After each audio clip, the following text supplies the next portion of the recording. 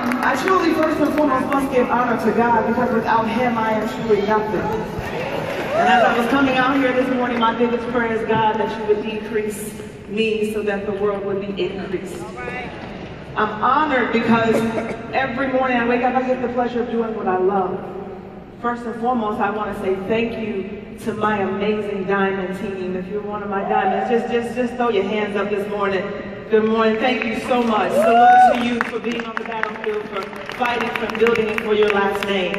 And to all of our other champions in the room, thank you for believing in the vision of vacation. I like to tell stories because there's a story that I read from that #1 bestseller about a gentleman named Lot. Anybody familiar with him?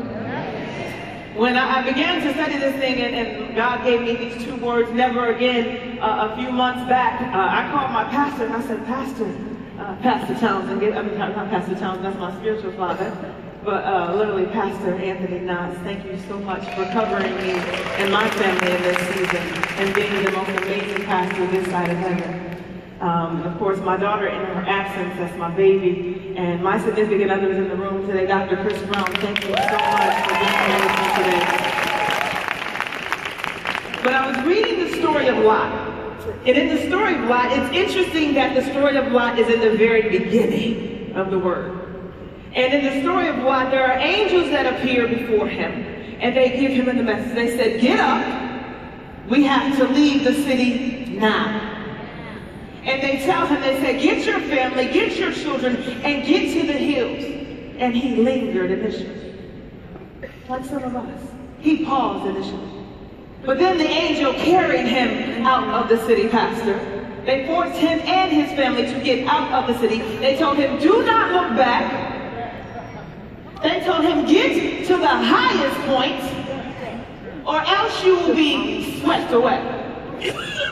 Some of you translating into the fact that some of us like to be at the bottom, looking to get swept away.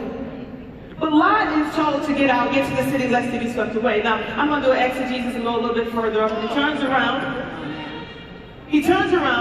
and he follows, and he leaves. But then there's his wife. His wife, as they are leaving, looks back and is turned into a pillar of salt. Because looking back is symbolic of being attached to those things that you think you're losing. Some of you don't want to let go of the past because you think you're losing something. Some of you don't want to let go of that old circle because you think you're losing something. Some of you don't want to make that phone call because you think if they see you doing one of them things, you're losing something. Some of you don't want to be successful because you're worried about what your family gonna say when you get there. But today, I want to encourage all of you to stop looking back. I don't need to see any pillars of salt in the room today. Do I have any salty people in here? I want to talk to you about the power of never again.